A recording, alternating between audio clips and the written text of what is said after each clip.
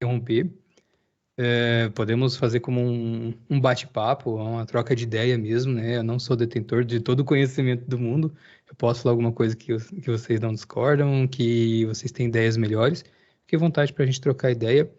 Mas um conhecimento que eu quis trazer, um projeto que eu comecei, falei assim, cara, vamos ver o que acontece por baixo dos panos do framework e cada vez eu tô mais nessa pira e achei interessante a gente estudar junto, né, acima de tudo. Então, me apresentando um pouco, meu nome é Paulo Real, sou brasileiro, também estou morando aqui em Portugal. Estou aqui em Portugal faz 7 meses, 8 meses, praticamente 8 meses. Sou dev PHP há 18 anos, como a gente estava falando, né? Não sou 18, não sou igual no Maduro da vida, igual esses malucos da vida, né? Comecei muito novo, comecei com Basic, na real. Mas, cara, eu vim de Rondônia, na época que internet escada era difícil de conectar. Então, a nossa linha de aprendizagem é muito maior do que a galera de hoje, né? Então, é fácil um molecão aí com todo o tempo do mundo passar 3 anos e acabar superando a gente. Então, é gente que corre. Sou tech lead há 5 anos e tô aqui na UBI faz 15 meses, né? 1 ano e 3 meses. Tô junto com um colega aí. E é isso, é um prazer enorme estar aqui com vocês hoje e vamos trocar essa ideia, né? Vamos conversar um pouquinho de framework. Eu vou falar um pouco do Basics, tá? Sempre puxando um pouquinho ali da base do assunto, porque a gente nunca sabe exatamente o nivelamento da galera que entra, né? Então pode ter alguém que está um júnior querendo aprender, ou pode ter um sênior querendo trocar ideia. Por isso que eu sempre comento, fiquem à vontade para interromper, comentar, perguntar. Então, vamos começar ali do começo, só passando uma rápida pincelada do que é um framework, né? Eu gosto de fazer bastante uma analogia que o framework é como uma caixinha de ferramentas. Ele é um conjunto pré-definido de bibliotecas e ferramentas que oferece uma estrutura base para o desenvolvimento de software. Ele fornece uma fundação padrão sobre qual os desenvolvedores podem construir suas aplicações, né? Economiza tempo, esforço e evita aquela recriar código, refazer a roda, né? Como eu falei, eu gosto de comparar bastante com uma caixinha de ferramentas. Você pode usar essa caixa de ferramentas, usar as ferramentas dessa caixa de ferramentas para construir o software, né? Em vez de ter que fazer todo pequeno ponto do zero na framework, que geralmente traz um monte de coisa pronta, né? Um kit inicial. Além disso, o framework ele também fornece uma estrutura pronta, né, para o nosso código, uma série de regras, por isso que chama framework, né, uma moldura. Isso significa que a gente não precisa se preocupar com a organização do código, organização de arquivos, de pastas, o framework já faz tudo isso para a gente, né, o que é excelente porque a gente vai escrever de fato o nosso business, não a estrutura básica de um aplicativo. E, lógico, a gente pode também construir um software sem framework nenhum, né? Isso só vai significar que a gente vai ter que escrever um pouco mais de código, achar os packages corretos e deixar tudo redondinho funcionando. E sempre com a chance de cometer alguns erros lá no começo, mas sempre é possível. Tem alguns drawbacks de usar o framework, né? Sempre tem, nem tudo é as mil maravilhas, né? A gente pode, por exemplo, não ter o controle total do código. Aliás, acontece muito, né? A gente não sabe exatamente o que faz aquele método mágico do Laravel, por exemplo, que tem um monte, ou vários outros.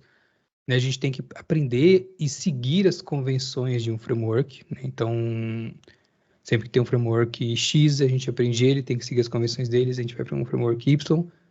Novamente, a gente tem que aprender todas as convenções desse novo framework e seguir também aquelas convenções, né? E tem um problema que cara, nesses 18 anos eu vi muito, não 18 anos, porque o framework é uma coisa até recente, né? Mas desde que começou a popularizar bem o Laravel, o Symfony, o Cake PHP até, eu comecei a ver muito que alguns desenvolvedores iniciantes, eles acabam aprendendo o framework antes de aprender o PHP. Isso é bem problemático, né? Porque a gente não entende realmente, se fizer isso, a gente passa a não entender o que acontece por baixo dos planos e passa a não saber o como resolver os problemas que aparecem, né? E esse é infelizmente, um erro bem comum, né? Vai lá, sei lá, aprende um Symfony da vida, como o Symfony funciona, e, cara, é muito comum. Eu vi muito acontecendo, muitos júniores perguntando, ou uma conversa, comentando, cara, mas isso é nativo do PHP, que legal, né? Não sabia que isso realmente era do PHP e não do framework. Então, tá, esse é um ponto bem importante. Agora que eu tô lembrando, podia ter até trago para nossa call, eu vi um lugar dizendo, uma empresa grande, procurando dev PHP que soubesse PHP puro, e tipo assim, de cada 90 pessoas que ela entrevista, 2 de fato sabem PHP puro e não algum framework específico. Isso tende a aumentar cada vez mais, né? Muito comum. Uma pergunta que eu uso muito também, né? Por que que eu... Não, pergunta que eu uso muito, não. Voltei.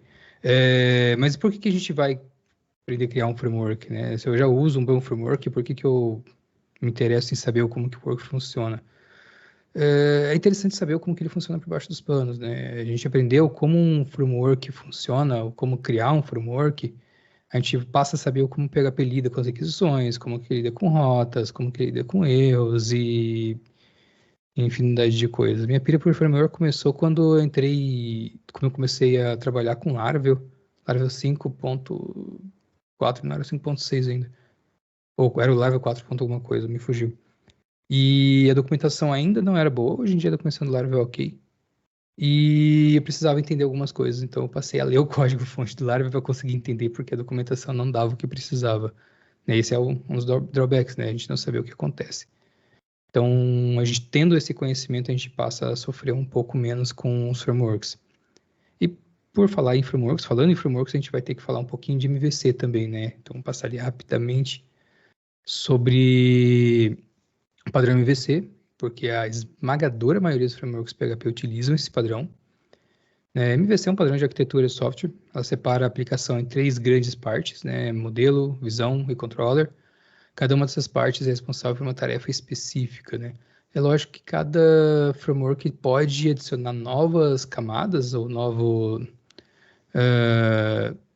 partes do código, né? Mas essa é a arquitetura base, né? A gente consegue expandir ela, mas o MVC é o que a gente usa, né? Falando um pouco de cada uma dessas, né? Modelo é responsável por gerenciar os dados da aplicação. Ele que vai recuperar, armazenar, validar os dados, ele também pode conter uma lógica de negócios da aplicação no sentido dos dados, né? Galera, eu tenho mania de vez em quando muito rápido, se eu estiver indo muito rápido, se vocês precisarem me brecar, fiquem à vontade também, tá? Visão é responsável por exibir os dados do usuário, ele representa os dados de uma forma que seja fácil de entender e interagir com a aplicação. E... Passou. E o controlador é responsável por receber as requisições do usuário e decidir qual ação que ele vai tomar. Ele é responsável por recuperar os dados do modelo, por exemplo, e passar para a visão. E aqui a gente pode, por exemplo, colocar uma quarta camada chamada repository, só para dar esse exemplo, que vai abstrair toda a consulta com um banco de dados e passar para model ou passar para controller, e a gente consegue fazer esse trabalho dessa forma. Quando eu falo que a esmagadora maioria das frameworks usam essa arquitetura, é disso que eu estou falando, né? Praticamente todos os frameworks usam, pelo menos de PHP, não vou saber de todas as linguagens, usam esse modelo.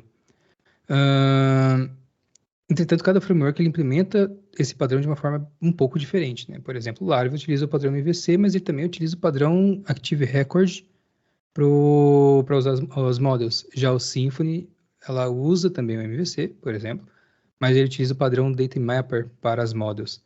Então, cada framework implementa esse padrão de uma forma diferente, né? No geral, é uma arquitetura, não é engessado como que a gente vai implementar o MVC. Então, quando a gente aprende um pouco mais sobre o framework, sobre ele funciona, não necessariamente a gente vai aprender a usar outro framework. Isso que eu falei que é bem diferente, cada um usa essa arquitetura de forma diferente, né? A gente vai ter que aprender suas convenções, suas peculiaridades. E uma observação ali, eu risquei o WordPress porque ouço muitas pessoas chamando WordPress de framework hoje em dia. O WordPress não é um framework, tá? Ele é Me fugiu o nome que geralmente dá para ele, mas ele é um CMS, também pode ser muito chamado de CMS, mas ele não é um framework, né? Ele é uma aplicação pronta. Um framework precisa ser, literalmente, a moldura para você começar a sua aplicação.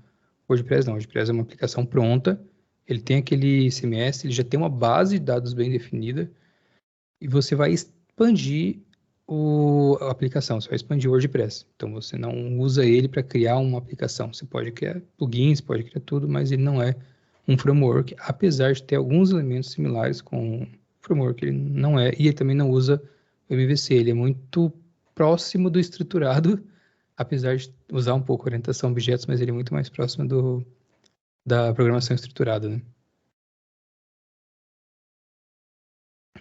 Alguns pequenos benefícios de usar uma arquitetura MVC, né? E isso explica por que ela passa a ser tão popular, né? O MVC ele ajuda a organizar os desenvolvimentos em 3 componentes principais, como eu disse, Model Controller. Essa estruturação torna mais fácil entender cada uma das partes do código, como cada parte do código se encaixa e como as diferentes partes da aplicação interagem entre si. Certo? Isso resulta em um código mais limpo, mais organizado, mais fácil para novos desenvolvedores entenderem e trabalharem no projeto. Vamos falar rapidamente dessas partes. Separação de responsabilidade. Por exemplo, cada componente do MVC tem uma responsabilidade única. A model lida com seus dados, a view com a interface do usuário, o controller com a lógica de negócios, interações do usuário. Essa separação ela facilita a manutenção e a utilização de cada parte da aplicação sem afetar outras partes da aplicação. Então, se eu mexer na model, claro que não vai afetar a forma com que a controller trabalha, ou com que a view trabalha, ou com que uma quarta camada, como uma repository trabalha. Isso traz uma facilidade de manutenção, né? Como o código é bem organizado, as responsabilidades são bem definidas, é mais fácil fazer essas alterações, essas atualizações, é mais fácil outros desenvolvedores entrar de paraquedas no projeto e saber o que precisa fazer ali para desenvolver, para dar manutenção. Se não fosse isso, fosse tudo estruturado, ia ter que ler praticamente o código inteiro, ia ter que ver... Sem o MVC é aquelas métodos que a gente acha de vez em quando, no código de 200 linhas, e ele tem validação de dados, tem salvar dados em banco de dados, tem recuperar dados em banco de dados, tem mandar para uma view, então acaba sendo muito mais caótico, né? E usando também o MVC e tornando mais fácil de dar manutenção, reduz também o risco de erros e torna o processo todo de atualização e manutenção mais fácil, mais eficiente e menos propenso para causar problema em outras partes da aplicação. Um outro exemplo também é quando a gente adiciona um TDD ali, né? Fica muito mais fácil da gente testar, já que está tudo separado por responsabilidades, né? A criação de teste unitário para view, a criação de teste unitário para model, para controller, para outros componentes individualmente fica muito mais simples. Aí, de novo, melhora a qualidade de software, porque permite testar cada parte, garante mais funcionalidade, ajuda outros desenvolvedores, enfim. Não que todos os softwares tenham, né? Criação de teste unitário, nem todos os softwares têm o TDD, mas quando tem é uma maravilha, né? E também, justamente por esse mesmo motivo de facilitar a criação de teste, é fácil também a gente reutilizar o código, né? Tá tudo separado, a gente puxar uma model user para uma controller e a mesma model para uma outra controller para aplicar regras de negócio diferentes para cada uma, acaba sendo muito mais simples do que você talvez ter que codar tudo novamente, essa camada em um método gigantesco, né? Isso promove, claro, um código mais consistente de qualidade, economiza nosso tempo, economiza nossos cabelos brancos, enfim. Se torna muito mais colaborativo, né, com risco de me tornar repetitivo, mas, novamente, por estar tão diferente, é muito mais fácil da gente colaborar em equipe, né? É muito mais fácil fazer um trabalho que seja feito paralelamente, né? Alguém trabalha com o Model X, com o Controller X, enquanto eu trabalho com a Controller Y, com a Model XYZ, e muito menos chance de dar conflito no código, né? Pode estar fazendo ambas funcionalidades para user, mas nenhuma delas vai editar model, então a chance de conflito é zero. E também fica muito mais fácil de escalar, de adicionar novas funcionalidades, né? De adicionar novas camadas na aplicação, tanto na arquitetura, né, adicionar uma layer nova de validação ou novas funcionalidades, né? Então, crescer nossa aplicação no MVC é muito mais fácil. E cada uma dessas vantagens, e com certeza várias outras, contribui para que o MVC se torne um padrão de arquitetura muito valorizado, muito utilizado em desenvolvimento de software, especialmente em aplicações web. E é por isso que a grande maioria dos frameworks usam o MVC. Se é tão bom, então todos os frameworks usam o padrão MVC? Ele é muito popular, utilizado em muitos frameworks, claro, especialmente para desenvolvimento web, como eu falei, mas não é uma regra universal, né, que todos os frameworks o adotem. A escolha de um padrão arquitetural depende de vários fatores, incluindo as necessidades específicas do projeto, a evolução constante dos padrões de design, as preferências filosóficas dos criadores. Além disso, a gente tem que levar em consideração diferentes contextos, como aplicações que exigem alta performance ou sistemas embarcados. Isso pode beneficiar mais outros padrões, pode se beneficiar mais usando outros padrões, desculpa, e por ser mais simples ou por ser menor, né? Então, sei lá, usar uma MVC é bom, mas para um software que precisa de, sei lá, 1 milhão, 2 milhões de requisições por segundo, talvez não seja a melhor ideia. Talvez também do tamanho, né? Se é um tamanho muito pequeno, se é um software embarcado, então um MVC talvez vá dar mais trabalho. Então, tudo depende do contexto. Mas, no geral, o contexto web, a gente usa muito MVC por ser mais, por encaixar mais na grande maioria dos nossos projetos. Embora o MVC ofereça essa estrutura organizada, facilite a manutenção da escalabilidade dos padrões, os padrões como o MVP, que é Model View Presenter, ou MVVM, que é o Model View Model, talvez possam ser mais adequados a certos cenários. Por exemplo, o Angular usa o Model View Model, é um framework de front-end, então faz mais sentido usar outro tipo de arquitetura. Ainda a evolução das tecnologias, das práticas de desenvolvimento, elas podem levar a que os frameworks se adaptem a combinarem diferentes padrões juntos, né, para melhorar, atender a alguma necessidade específica daquele desenvolvimento de software. Então, resumindo, a escolha de um padrão de arquitetura é influenciada por uma variedade de fatores. Não existe um framework único que sirva para absolutamente todos os padrões de software e todas as necessidades. E só um último comentário, e é por isso também que a gente sempre cai na grande pergunta: qual framework eu vou usar? Qual que é melhor? E a grande resposta dos seniors, né? Depende, porque depende mesmo, né? Então, depende muito do projeto, da filosofia, do que você precisa, do que você quer, do que você mais se adequa, do que mais o time sabe codar, porque ainda existe a curva de aprendizagem, então depende realmente de vários fatores. E uma das vantagens de aprender como o framework trabalha por baixo dos panos é isso, né? Você saber decidir nessas horas, de fato, qual que é o mais interessante para você ou para aquele projeto. Também não tem como falar de framework sem falar dos padrões PSR, né? Só para dar uma rápida pincelada sobre os padrões PSR na criação de framework.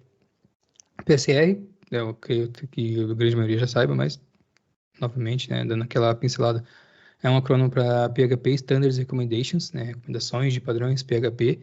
Ela é criada pela comunidade PHP FIG.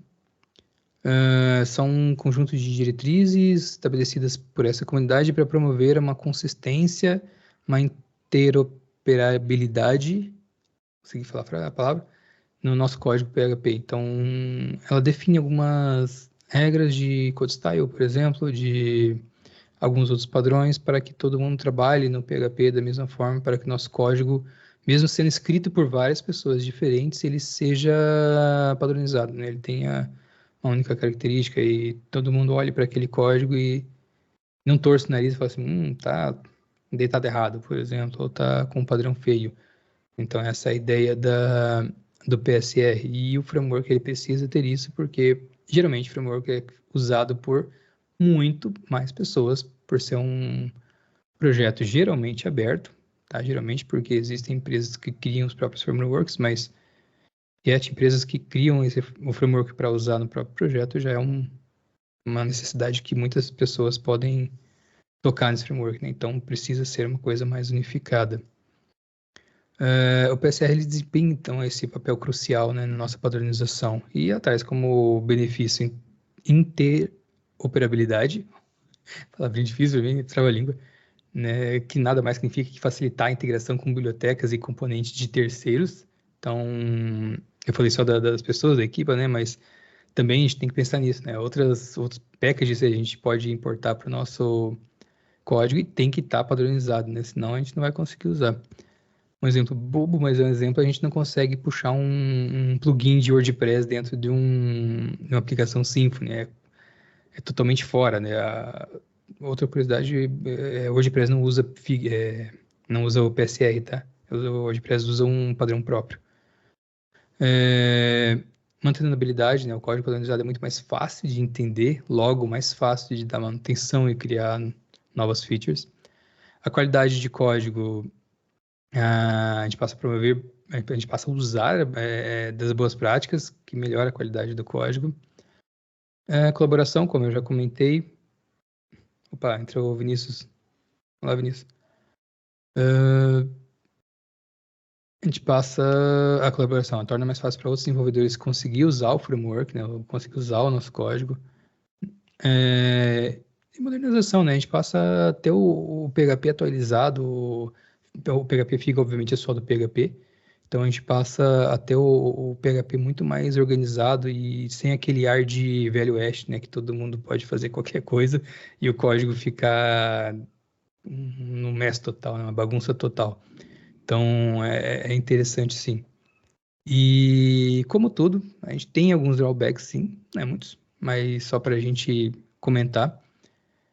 Pode ser um pouco difícil para iniciantes adaptar aos padrões, não entender, não aprender, mas adaptar. É muito comum, depois de um ano, você, sei lá, um exemplo bobo de novo, quer sair do WordPress. Eu sinto muito o WordPress como referência, mas né, aqui é grande mesmo. O cara saiu do WordPress e veio para um Symfony. Eu veio para qualquer framework que usa o PHP Fig como padrão.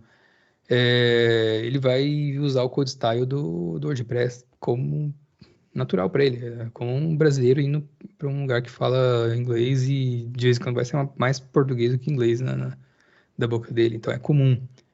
E para isso a gente também usa uns pacotes de lint para ajudar, né? Isso também não é o fim do mundo. Tem algumas pequenas restrições, tem alguns limites, claro, né? Diminui um pouco a flexibilidade. Isso inclusive, talvez nem seja um drawback, porque reduzindo essas flexibilidades é como a gente vai organizar, né? Igual nossa casa, eu não posso colocar qualquer coisa em qualquer armário. Tem que colocar, sei lá, os figurine actions onde é o armário de figurine actions e pronto. Então, é criar organização.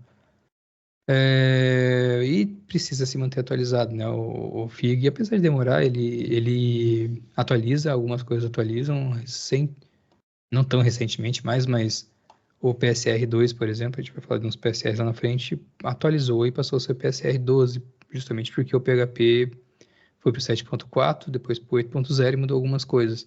Então, conforme o PHP muda, novas features, novas funções nativas, o Fig ele vai, o PHP Fig ele vai dar uma atualizadinha assim. Então, é importante manter atualizado. Novamente, são pequenos drawbacks, nada que não justifique o uso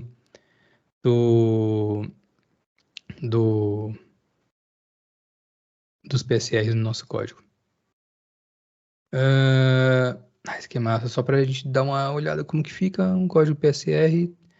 Eu coloquei os dois juntos para ficar mais fácil de explicar, porque um expande o outro, né? PSR1 ele define as regras básicas do código, tal como tag de abertura, fechamento, caracteres, nomenclatura de classes, métodos, e o PSR12 é uma extensão do PSR1, antes era PSR2, atualizou, foi para o 12.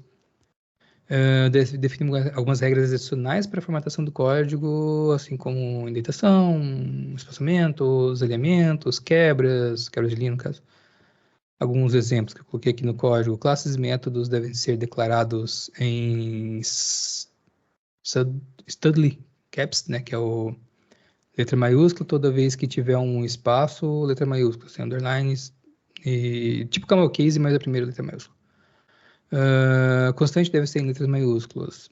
Palavras-chave do PHP deve ser sempre com letras minúsculas, pub, font e tal. Métodos devem ser declarados com um tipo de retorno mais específico possível. Esse aqui também do PSR12, por exemplo.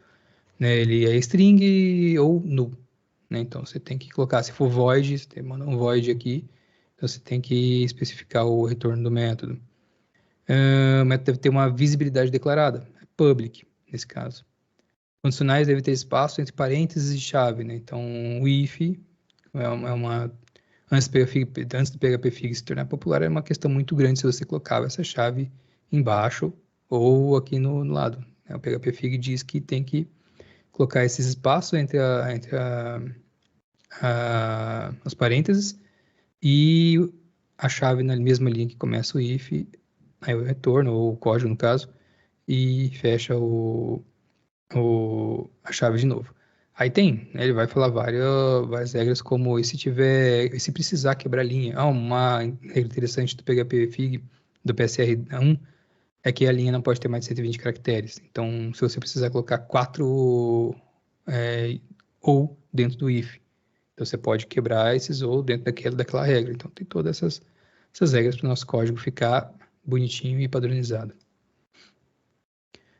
PSR4 é o que a gente mais usa no framework, é o que mais usa em aplicações modernas, porque ele implementa o namespace para a gente, né?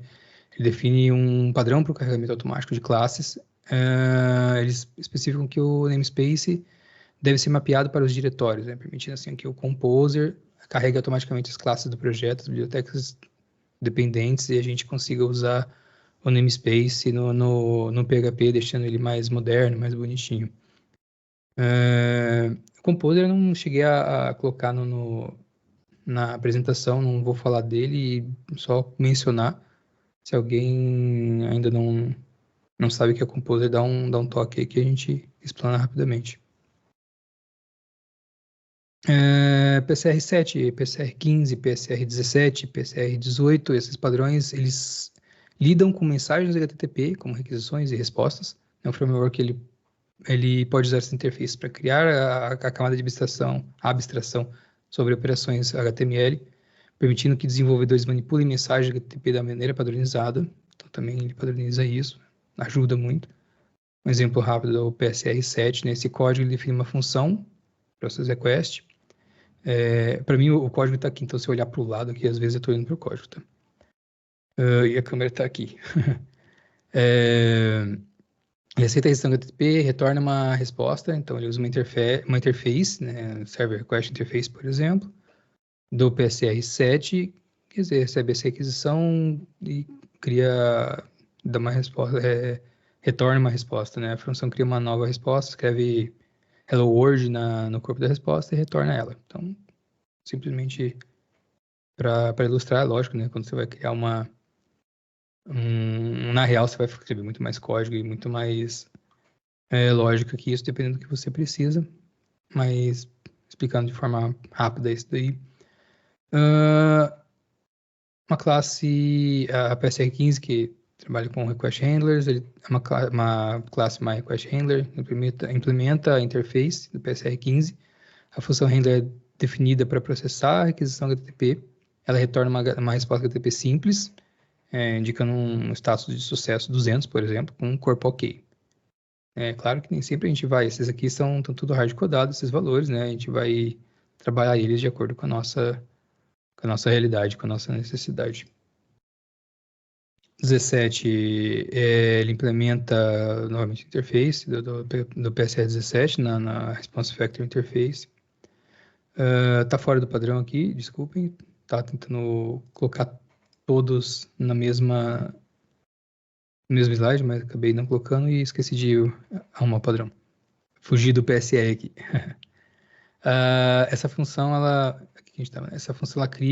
retorna objetos de resposta HTTP, né? Um exemplo, esse exemplo retorna uma resposta com código de status personalizável e uma frase de razão. Então, você pode, em vez de retornar um 200, retornar um 404, enfim, 300 de redirect e qualquer HTTP status que você quiser passar ali, é assim que você faz. HTTP client, PSR18. Nesse exemplo aí, implementa novamente uma interface, client interface do PHP 18, do PSR 18. A função send request recebe um objeto da requisição e usa uma chave HTTP e usa um cliente HTTP, nesse caso estou usando Guzzle, para enviar essa requisição. A função retorna essa resposta recebida pelo servidor. Esse pequeno código mostra como que a gente pode implementar um cliente HTTP personalizado e se conforma ao PSR 18, permitindo a flexibilidade na escolha da biblioteca de clientes HTTP. Então a gente pode... E aqui também a gente tem já um exemplo de outra biblioteca, né? A gente puxou um package aqui do Guzzle e está usando o Guzzle. Então, mesmo criando nosso próprio framework, não precisa criar tudo do absoluto zero. Um grande exemplo é o Laravel, novamente, é um dos que eu cito muito como exemplo, que usa, principalmente no começo, agora menos, mas ele usou muitas bibliotecas do Symfony, né, na sua construção e ainda o utiliza. A biblioteca do HTTP desses quatro, PCR 7, 15, 17, 18 do Laravel ainda é Symfony e aqui ele ainda usa o Guzzle também. Então, pode inclusive um framework usar pedaços de outro, né? O Symfony bacana é isso, ele é um framework super pequeno e ele cria algumas das suas partes em alguns packages, né? Então você consegue reutilizar ainda mais.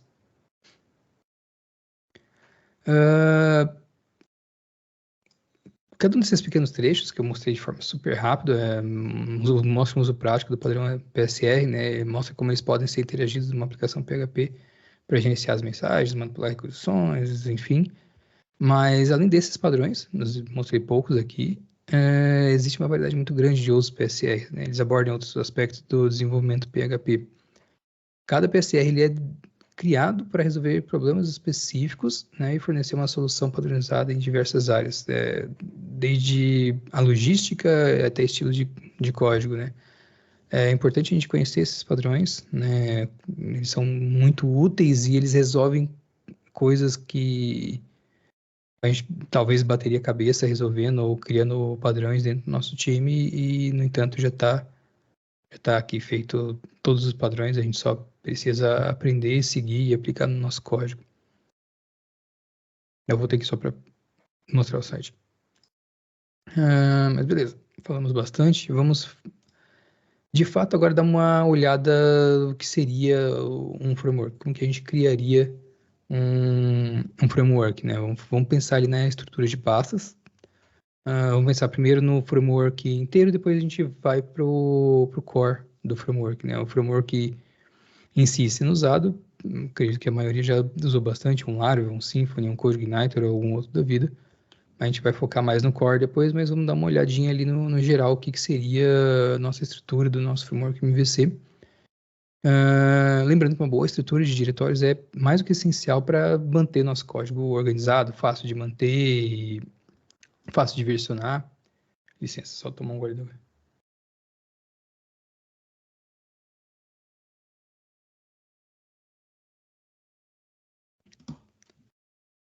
Desculpa.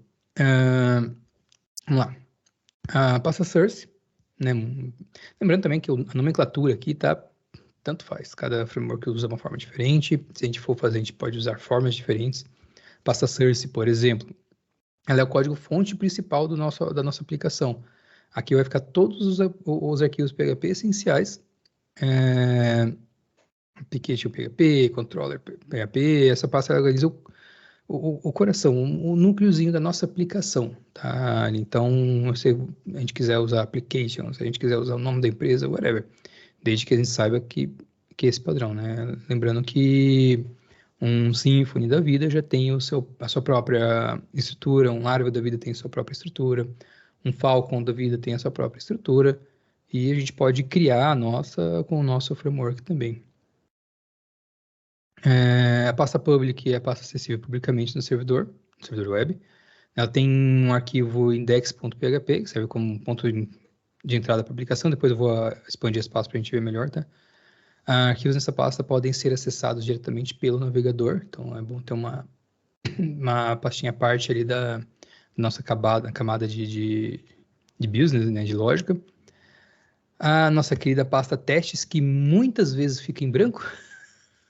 Muitas aplicações, muitos projetos, você entra na pasta testes, tem só o arquivo padrão que foi criado quando deu um Laravel install, por exemplo, ou um Symfony install ali e pronto, ficou ali. Nunca mais ninguém fez teste unitário. Mas ela é usada para armazenar nos testes automatizados, né? Como teste unitário, teste de integração e por aí vai. Nossa vendor, gerada pelo Composer, novamente comentando o Composer. Ela contém bibliotecas, dependências de terceiros, ela vai estar o nosso core ali.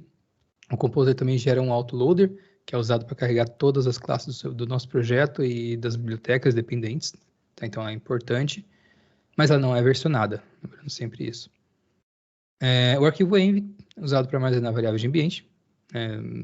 Simples também, se inclui configurações sensíveis, configurações de ambiente, credenciais de banco de dados, enfim, todos os dados e senhas e informações que não podem ir para o versionamento, né? Então, o .env a gente também não versiona ele.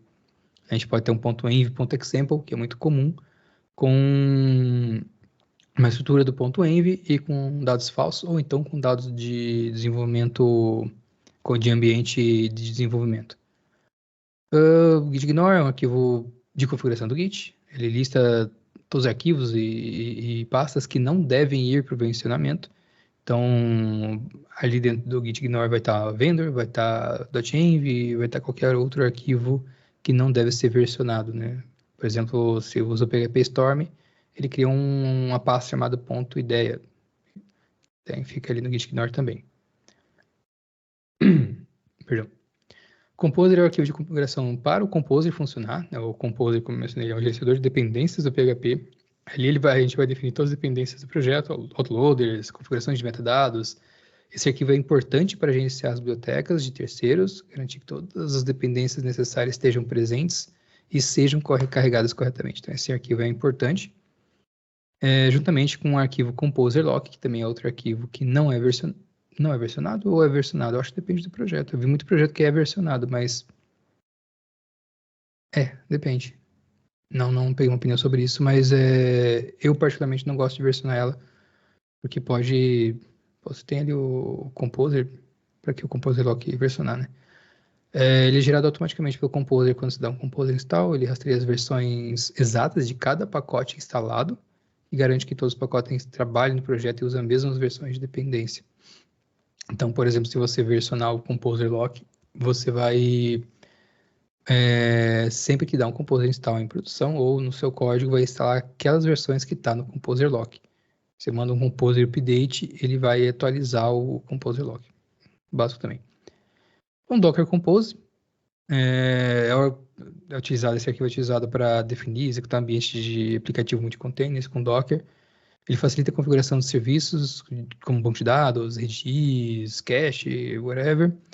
E cria todos esses containers. Então, muito aconselhado. Quem usa Docker aprenda. É muito melhor do que instalar o PHP local na máquina. Tá?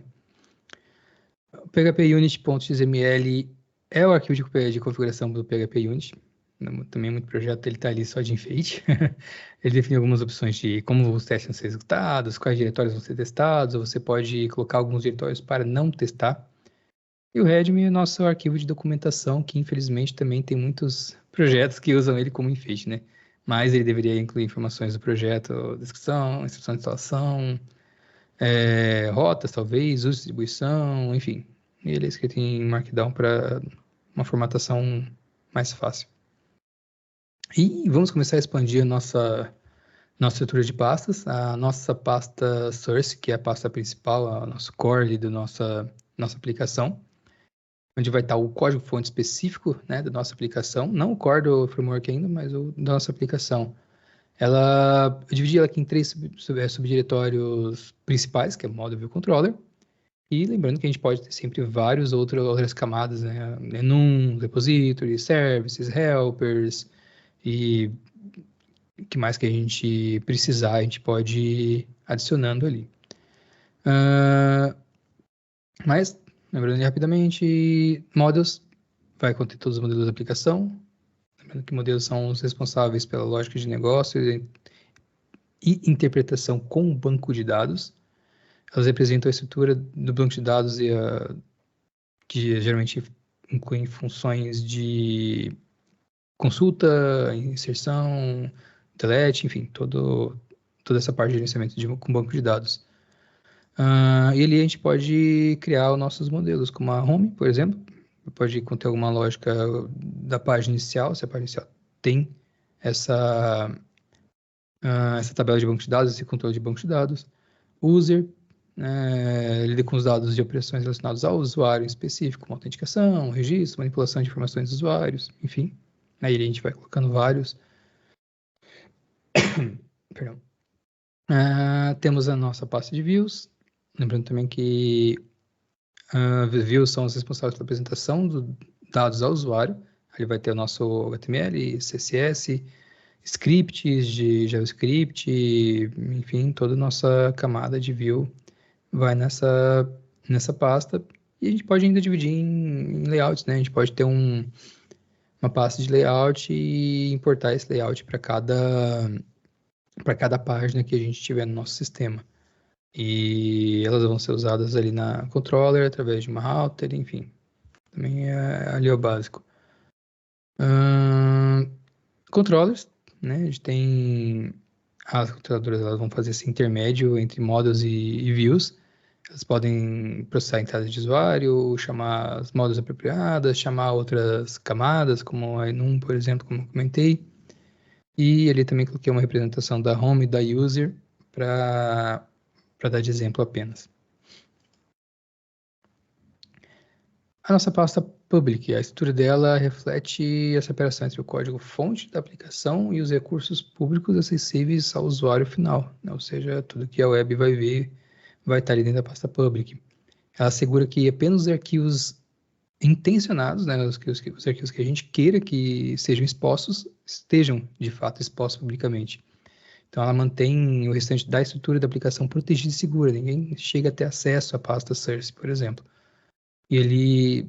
Lembrando também que a gente pode dividir da forma que a gente quiser, mas eu dividiria em assets, que é onde armazena arquivos estáticos, né, que podem ser utilizados pela aplicação, por exemplo, no CSS, então os arquivos de estilos, uma pasta de imagens, ícones, fotos, gráficos, whatever, e uma pasta para os arquivos JavaScript que ajudam na interatividade com o nosso front-end. A gente pode, inclusive, fazer essa pasta public. Tem pastas melhores, mas, né, dá para a gente amadurecer mais nosso framework e colocar a nível da pasta source, mas também dá para a gente colocar na pasta public um framework como o React, por exemplo. E também a gente pode fazer um framework puramente back-end e ter essa pasta source apenas com o nosso index.php, que é um ponto de entrada único da aplicação. Ele inicia o framework, ele processa a requisição, ele envia a resposta para o navegador nesse padrão desse index, que é conhecido como front controller. Ele ajuda, né, a simplificar o tratamento de todas as requisições. A gente pode usar ela para usar esse index.php para unificar o nosso projeto e transformar ele em um framework apenas de API, por exemplo. E uma pasta ActAccess é arquivo de configuração usado em servidores web Apache, no NGX não precisa. Ele é muito utilizado para definir regras para reescrita de URL, o que, claro, é essencial, né, para um framework MVC, para roteamento amigável de URL, para não precisar, na URL, você ver um arquivo .php.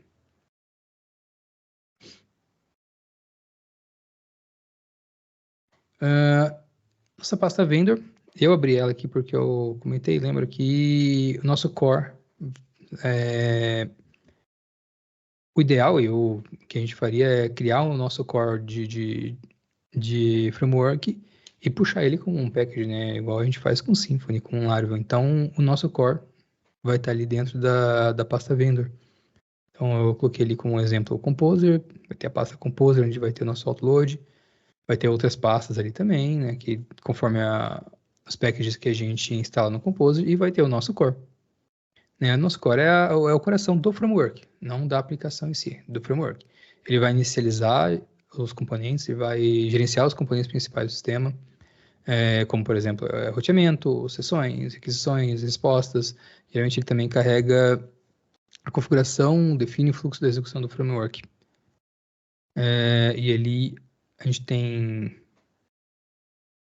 que eu preciso falar. Eu vou passar rapidinho o que é cada desses arquivos aí, depois a gente... na frente, não sei se eu vou falar de novo, mas enfim, vamos lá. A controller define a base para os arquivos controllers do framework, né? Elas são responsáveis por processar requisições, manipular dados, diretamente através dos modelos, claro, retornar as respostas. Esse arquivo pode conter uma classe base ou traits, que é controlador específico da aplicação irão estender ou irão usar esses traits, por exemplo. A model é o arquivo base do modelo, ela fornece a estrutura base para interação com o banco de dados. Ela pode conter uma classe base que implementa a lógica comum de ORM, por exemplo, permitindo que os modelos específicos da aplicação herdem ou utilizem as suas funcionalidades. A gente pode também estender futuramente, claro, qualquer uma das funcionalidades herdadas. A request lida com uma entrada de dados de requisições HTTP, ela abstrai todos os detalhes da requisição do usuário, como parâmetros GET, POST, por exemplo, cabeçalhos, corpo da requisição. Isso facilita o acesso desses dados pelas controllers. A response, ela complementa a request, ela lida com a saída dos dados para o cliente, ela permite controlar os aspectos da resposta HTTP, como cabeçalho, status, corpo, enfim, facilitando a sua manipulação, né, e a personalização da resposta, né? A gente pode definir aqui qual que vai ser o HTTP status, por exemplo. A nossa router é um arquivo responsável pelo roteamento, especificamente do roteamento das requisições, ela define as rotas da aplicação, associando as URLs, controladores, ações específicas, ela analisa a URL da requisição e determina qual controlador e método devem ser chamados. Claro que a gente vai configurar a router lá, as rotas específicas depois, mas é através dela que a gente cria a nossa lógica da router. Sessões, gerencia as sessões do usuário, ele contém a lógica para iniciar, manter, finalizar as sessões, além de gerenciar os dados da sessão, fazendo assim uma camadinha de segurança da nossa aplicação, né? Mantendo o estado entre as requisições.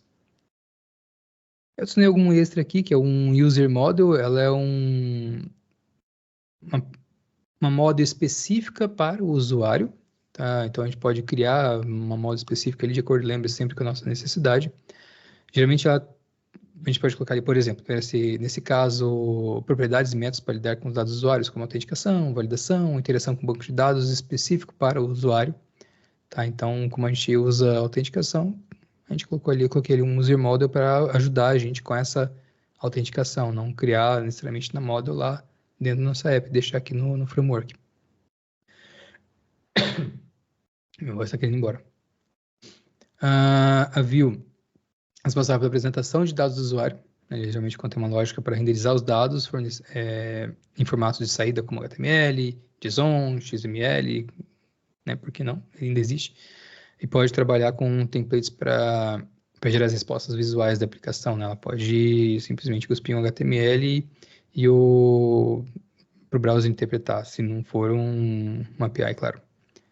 E o nosso Composer, como eu comentei, igual o Composer do projeto, mas esse é o Composer do framework, né? Esse arquivo do Composer, ele vai ter as definições para o nosso core. A gente vai definir a dependência do projeto, do core, os autoloaders, configurações de metadados, tudo do nosso core. E também é essencial ter para o nosso core para que tudo seja carregado da forma correta e feito da forma correta. Cada um desses arquivinhos aqui, eles desempenham um papel muito crucial no funcionamento de um framework MVC. Eles estão projetados para trabalhar juntos, de uma forma a fornecer uma estrutura clara, organizada, enfim, a construção das aplicações web, facilitando o nosso desenvolvimento, facilitando a forma com que a gente expande o nosso projeto. Então, a gente quiser adicionar, por exemplo, um arquivo específico para repository, dentro aqui a gente pode colocar um repository e usar ele, estender ele dentro do nosso projeto também. E a repository pode Opa, tem uma piscada aqui. Eu tô na call ainda, né? Uma piscada aqui, eu não sei se a internet caiu, eu acho que tô. Enfim, essa utilização do padrão MVC, toda combinada com a gestão eficiente da dependência através do Composer, ela cria essa base sólida para a gente desenvolver aplicações robustas, escaláveis e tudo que a gente já comentou. Vamos olhar um pouquinho de código, então. Acho que dá tempo da gente olhar o código do core, como que a gente faria. Então, eu abstraí tudo isso para cá. Então, é o mesmo código aqui.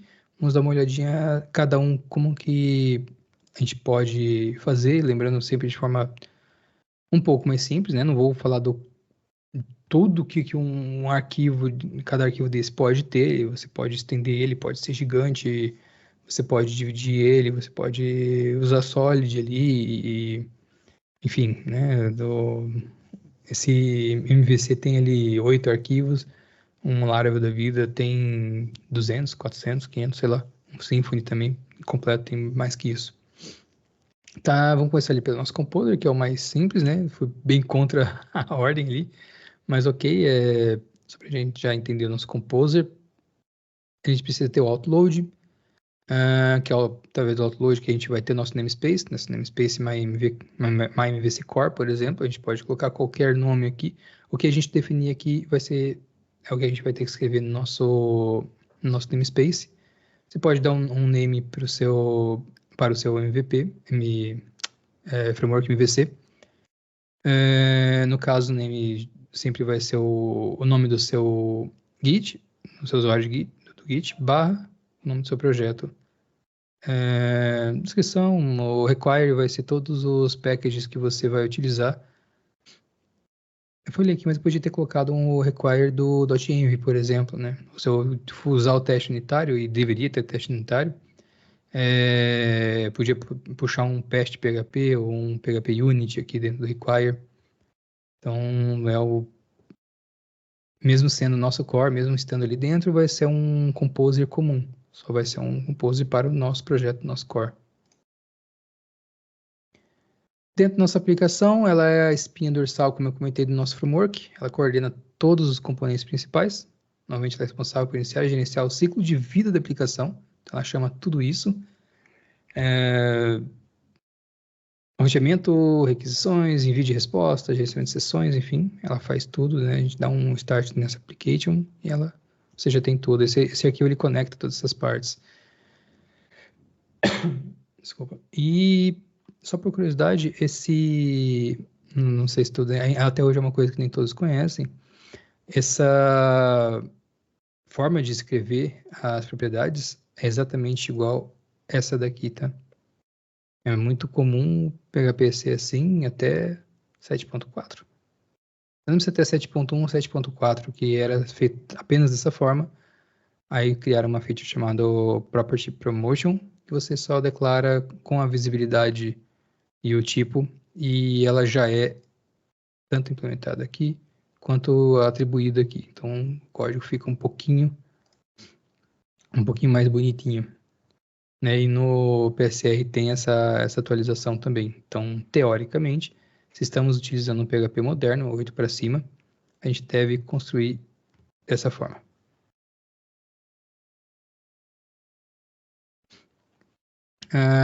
Controller, né? Vou deixar um controller bem simples aqui também. Ela serve como modelo para todas as outras controllers do framework. Então, tudo que você quer e vai usar em outras controllers, a gente implementa o método aqui e a gente pode herdar esses métodos nas controllers da nossa aplicação. Normalmente elas são responsáveis por manipular entradas dos usuários, interagir com os modelos, processar dados, escolher as views adequadas. Aqui nesse exemplo simples, eu só criei um método render, que ela possui essa construtora que aceita uma view e uma model, e ela renderiza essa view com essa model. É muito simples essa controller, mas a partir daí a gente consegue abstrair e criando o que a gente precisa de acordo com a nossa necessidade. Model também muito simples, ela é uma classe abstrata também, que também vai servir de estrutura para os modelos do framework. As modelos são responsáveis pela lógica de negócio, então aqui a gente pode criar métodos para interagir com o banco de dados, um get, um update, um store.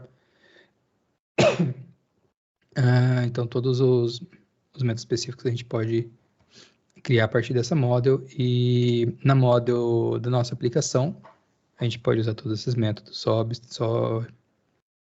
expandindo ela, estendendo ela. A request, ela encapsula todas as informações de uma requisição HTTP, né? O nosso get, o post, por exemplo, e o caminho da URL. Nessa classe, ela facilita a interação das requisições, ela permite que a controladora acesse os dados da requisição de maneira muito mais organizada e abstrata. Então é assim que acontece quando a gente está num Symfony, num Laravel ou outro framework da vida, e na nossa controller a gente já tem todas as informações da request, graças a esse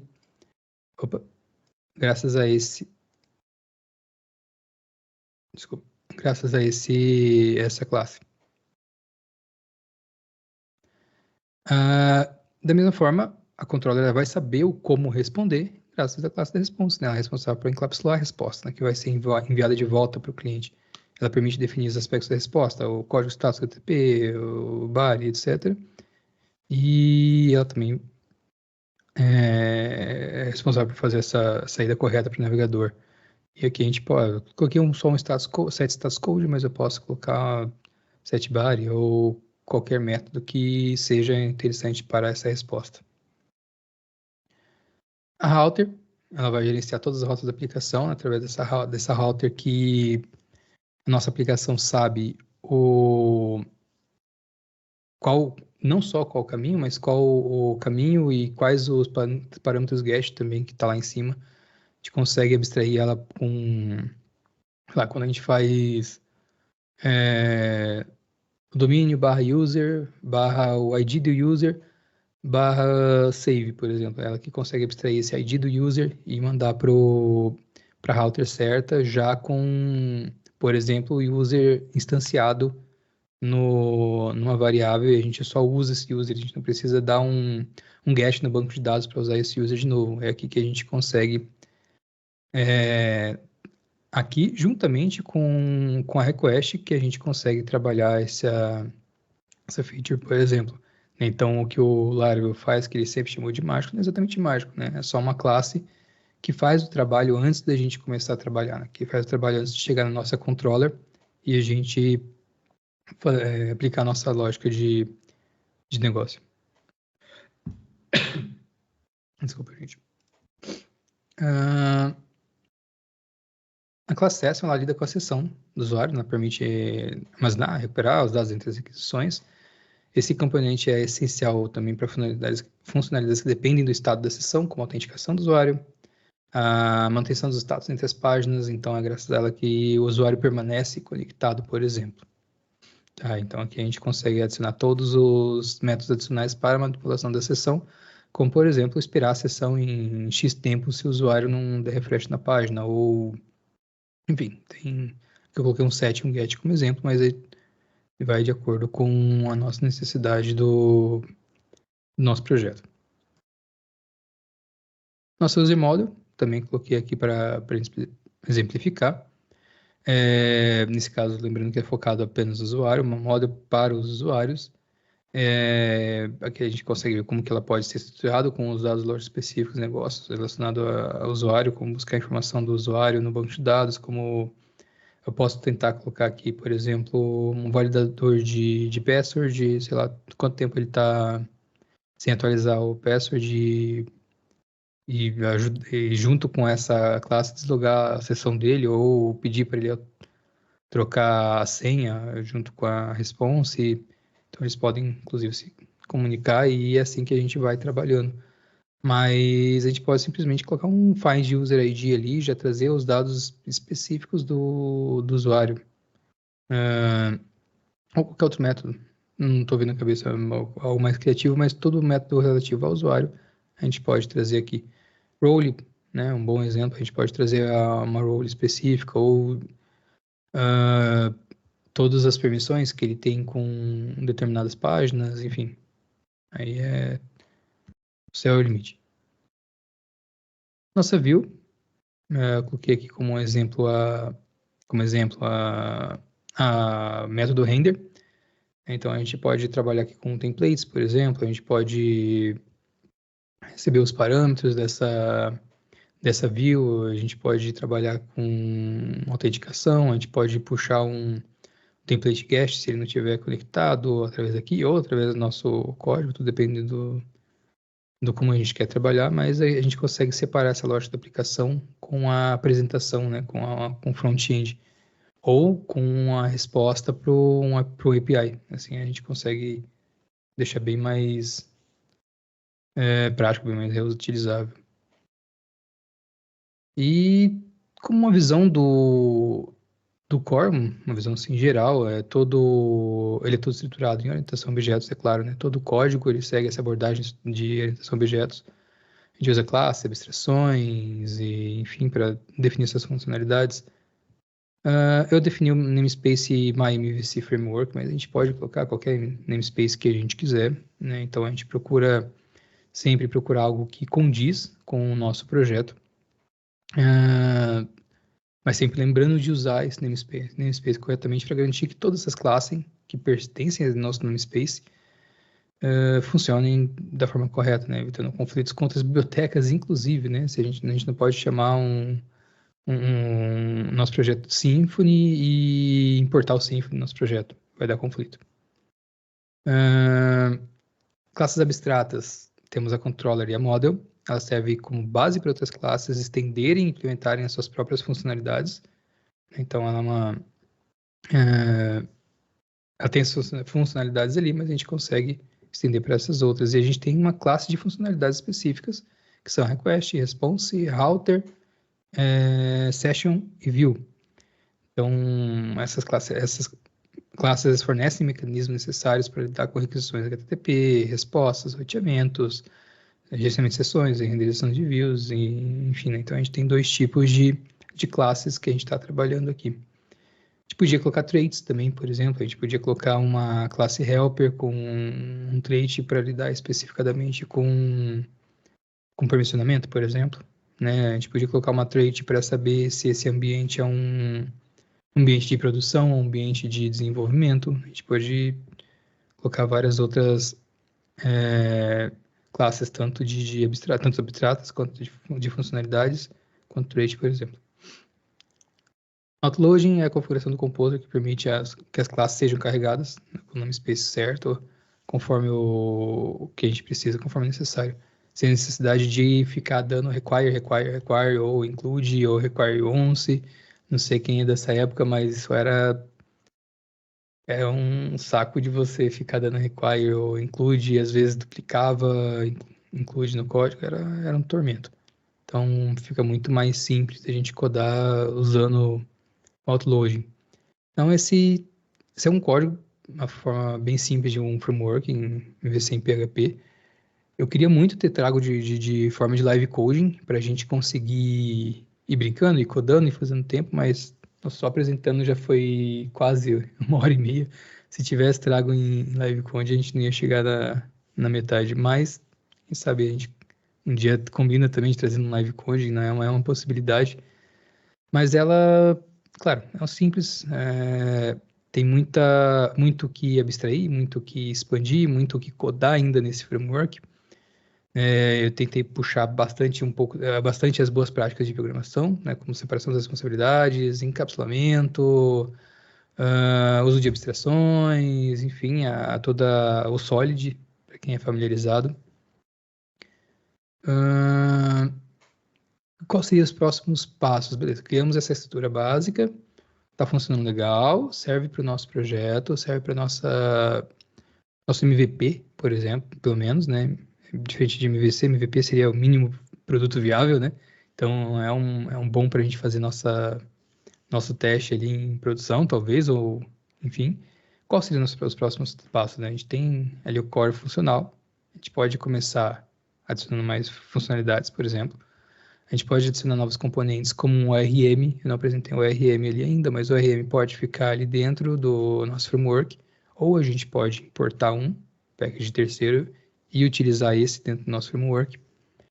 A gente pode utilizar um sistema de templates, como eu comentei, um sistema de cache com Redis, conseguindo o trabalho de Redis ou file, se não tiver o Redis configurado.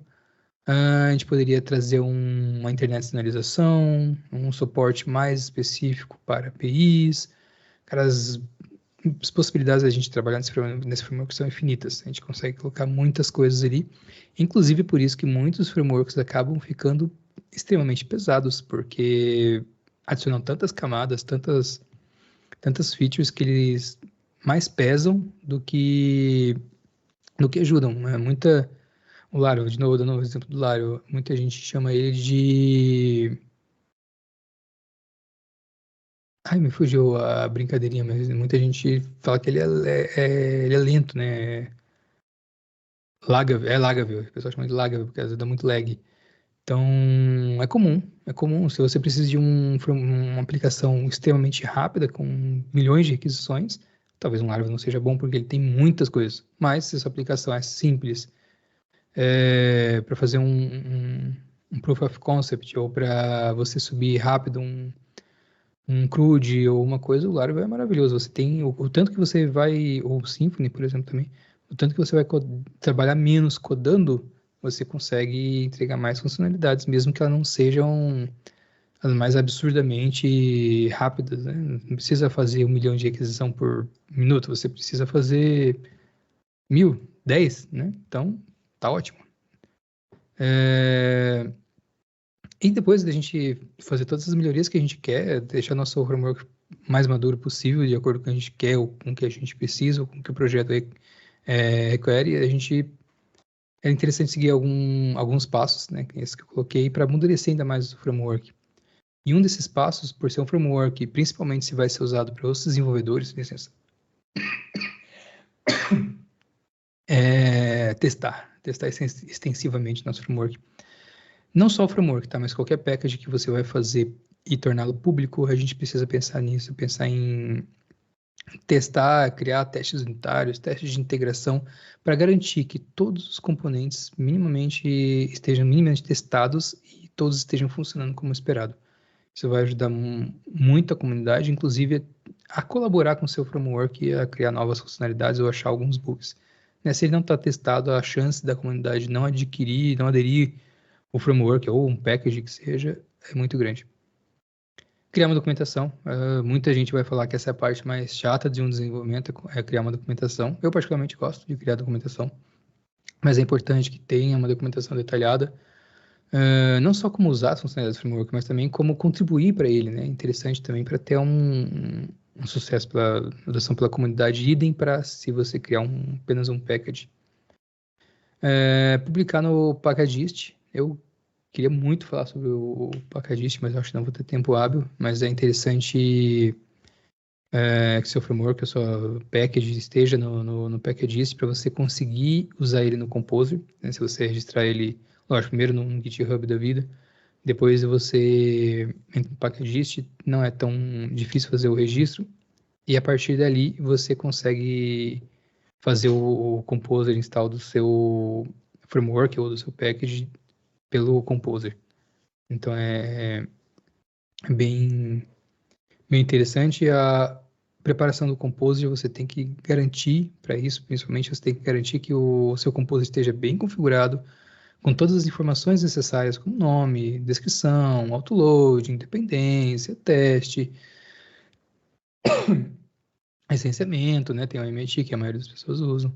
Então, tudo isso precisa estar muito bem configuradinho no seu Composer para que não tenha problema nenhum. E o versionamento, né? Tem que usar um controle de versão semântico para suas releases e para os seus commits, para ajudar as pessoas que vão usar o seu framework, tanto dentro do mesmo projeto quanto em outros projetos, a entenderem como que foi as mudanças, como estão as compatibilidades entre diferentes versões do seu framework, entender se vai funcionar com PHP 8, se vai funcionar com PHP 7. Essa também é Uma outra questão que eu não coloquei aqui, mas a compatibilidade é uma preocupação muito grande, né? Você tem que pensar se você vai fazer um framework, e isso também vale para o package de novo. Se você vai fazer um que é compatível com PHP 7, se é compatível com PHP 5, se vai ser compatível com PHP 8 para cima. Uma das coisas que eu menos, pessoalmente, né? Isso eu também para cagar regra, mas pessoalmente eu menos aprovo no Laravel é eles tirarem o suporte do PHP 7.4 na última versão. E se eu não me engano, no Laravel 11 vai tirar o suporte do PHP 8.0, vai usar o PHP 8.1 para frente. Não sei, eu acho que para um framework tão grande deveria ser retrocompatível com um pouquinho mais para trás. Mas, de novo, quem sou eu na fila do pão, né? Então, se você for fazer alguma coisa, você queira que esteja bem abrangente, que a comunidade abrace, faça algo que, sei lá, seja válido pelo menos para um PHP 7.1, 7.4 para frente. Né? Lembrando que a grande maioria das aplicações web ainda usam, infelizmente, o PHP 7 para cima. E tem muitos ainda que usam 5.6, né? Infelizmente. E para você reaproveitar o seu framework em várias aplicações, você precisa fazer que o seu pacote, que não framework é um package, né? Ele seja reutilizável, né? Que uma vez que você publica no package, seu framework ele pode ser facilmente adicionado em qualquer projeto, simplesmente usando Composer. Isso facilita o reaproveito do código, né? Então, outras pessoas podem usar, podem testar, podem querer contribuir. Manutenção e atualização é muito importante também, né? Manter, quando você publica ele no Git, no packagist, você passa a responder a questões da comunidade, as pessoas passam a perguntar, passam a informar bugs, então resolver bugs, melhorar funcionalidades, garantir compatibilidade é bacana. E estar aberto a contribuições da comunidade, né? Quando você abre seu framework ou o seu package, também vale, tudo isso que eu falo não vale para o package também. Quando você abre para contribuições da comunidade, tanto para novas correções, novas funcionalidades, quanto para correções de bug, quanto para melhorias na documentação, quanto para ideias, quanto para pessoas xingando, haters, é interessante você estar aberto a isso e é interessante você receber esses comentários, aderir esses comentários, tentar resolver. O pessoal pode abrir PR para você, você pode avaliar e aprovar ou não. É interessante essa parte da comunidade. Eu nunca tive muito contato com isso ainda. Talvez eu comece logo. Né? Se eu começar, inclusive esse framework, eu vou tentar um dia terminar ele, tirar ele só da parte educacional aqui, fazer ele funcionar de verdade. Quem sabe logo tá lá num package da vida pra gente testar e falar, nossa, que porcaria, não funciona nada. Galera, e é isso que eu tinha para contribuir com vocês. Queria falar, acabo falando muito, né? Queria falar muito mais, muito fácil falar do que gosta do que italianos, mesmo que às vezes não seja muito interessante, mesmo que eu fale algo, fale pelos cotovelos, eu gosto bastante dessa. Não seria aqui até hoje, né? Se não gostasse.